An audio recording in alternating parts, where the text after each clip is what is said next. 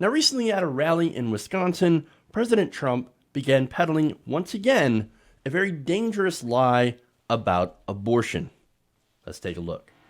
But your Democrat governor here in Wisconsin shockingly stated that he will veto legislation that protects Wisconsin babies born alive. Born alive. The baby is born. The mother meets with the doctor. They take care of the baby. They wrap the baby beautifully. And then the doctor and the mother determine whether or not they will execute the baby. I don't think so. Incredible. No, it's incredible. Until this crazy man in Virginia said it, nobody even thought of that, right? Did anyone even think of that? You hear late term. But this is where the baby is actually born. It came out. It's there. It's wrapped. And that's it. Wow. I mean, that's incredible. That's incredible. Yeah, it is incredible. It is incredible. As in, not credible whatsoever. Again, what he's saying is, the Democrats and these doctors, they take the baby out and then they murder it. No, that's not what happens. That doesn't / never has happened in the history of, modern birth, right? Look, I can't point out how brazenly he lied and has put people in actual danger. Again, he is literally calling doctors, as well as women who end up having to get a very rare late-term abortion, murderers, executioners. Again, the only reason that women get a late-term abortion, again, since it's super rare, since in every other circumstance, it is illegal unless it impacts the health of the mother or the child itself is not going to survive because it has major birth defects or is missing organs, etc., right? Look, when that happens, right, when there is a late-term abortion and it doesn't work, and that also happens sometimes. Sometimes the child does survive and is born, right? Okay, once that baby is born, it has legal protections so that you can't just take it out as if anybody would want to, but you can't just take it out and murder it. This is horrible. I can't believe I have to explain this. But there are people out there who buy it hook, line, and sinker. Oh my God, yeah, they take it out and then they wrap it up and then they murder it. No, that's not what happens. Oh my God. All right, more. Trump, you heard him reference those two Democratic governors, right?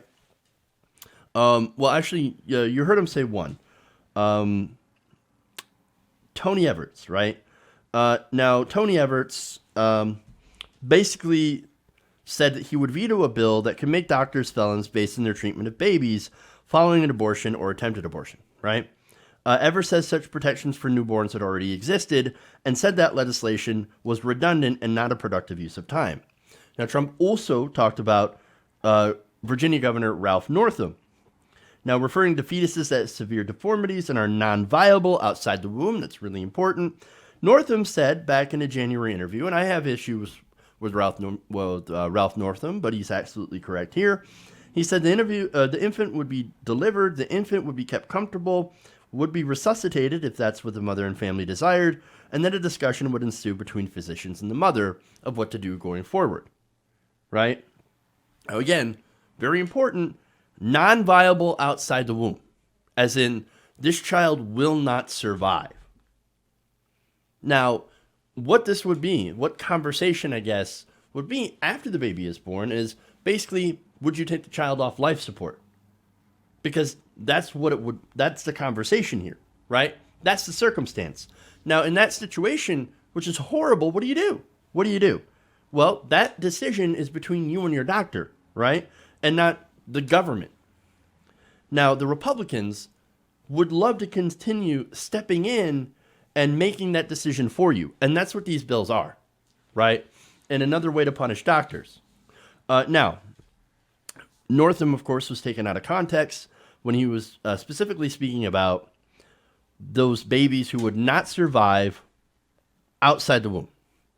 In fact, Here you had a spokesman of Northam telling PolitiFact, quote, "No woman seeks a third trimester abortion except in the case of tragic or difficult circumstances, such as a non-viable pregnancy or in the event of severe fetal abnormalities."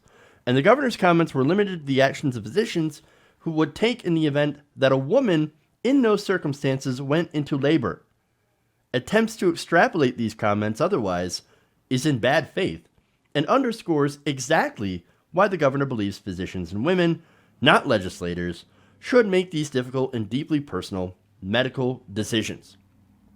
So here is the pro-freedom, right, position of, I don't want the government to get in between the doctor and the patient when they're making these decisions about what to do about a child who is not going to live outside the womb. That is far different than what Trump was saying. They take the baby out, they wrap it, and then they decide if they're going to murder it. I mean, it's so completely 100% false. I mean, look, now naturally, of course, his tweet got some criticism from medical professionals. But by the way, before I get to that, I want to get back to the small government angle, right? Why is it that Trump and all these small government Republicans keep trying to insert themselves between you and your doctor? That's not small government. That's enormous government. That's the biggest kind of government, going into making personal decisions when it comes to medicine. What do the Republicans always scream about single payer? Yeah, it's a government takeover of healthcare. Well, you were literally advocating for the government to step in and make the decision of what to do with your child that will not survive outside the womb.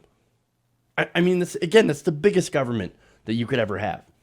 But anyway, now let me get to the criticism here from somebody who's actually in the medical field.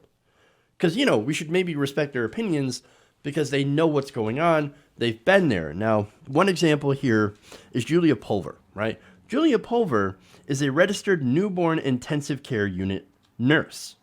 Now, she says that she has cared for families with babies who were not viable outside the womb, so she directly has experience and knowledge into what's going on in this situation. Now, she had said, quote, in response, "As a NICU nurse, I served on the bereavement team. We were a special team of nurses tough enough to help new parents go through the worst day of their lives. Parents of babies who had fought so hard for their tiny little lives and weren't going to make it. And parents of babies who, after they were born and wouldn't have their mom's body keeping them alive, would die rather quickly. As these small bodies were failing, it was our job to be there with the parents at every step, give them support, and do our best to make some memories of their precious babies that could help ease their impending and overwhelming grief. When heroic measures failed, or a baby without a brain or working lungs or heart was born, we knew the end was near, and we encouraged the parents to be present in these final moments. We placed the baby skin to skin with the mom and placed a blanket over them both. We lowered the lights and quieted the room. We had as much or as little family and as the parents wanted in the room. We sang songs, we prayed, we hugged, we swayed, and we all cried. I cried into my throat burn for this family who has just had to endure the unthinkable. We were in the moment with those families. We took pictures, even for the ones who were too traumatized to think they'd ever want to see them, just in case they did. We made footprints. We put a lock of hair into a ribbon. We measured the baby's length and marked it on a tape measure. We made special tiny white gowns and hats for our angels. We created a memory box for these families who were losing their child that day. So yes, there are those in hospitals who are around infants who pass. They are the bereavement teams, and they provide the equivalent of neonatal hospice to families who are living through absolute hell, babies and children. It's a sad part of life. Now, the reason that I read that thread is, for one, that's the reality, right? So that's what happens in the hospitals. That's not what Trump says, where they take the baby out and they wrap it up and they decide to kill it. This is what happens.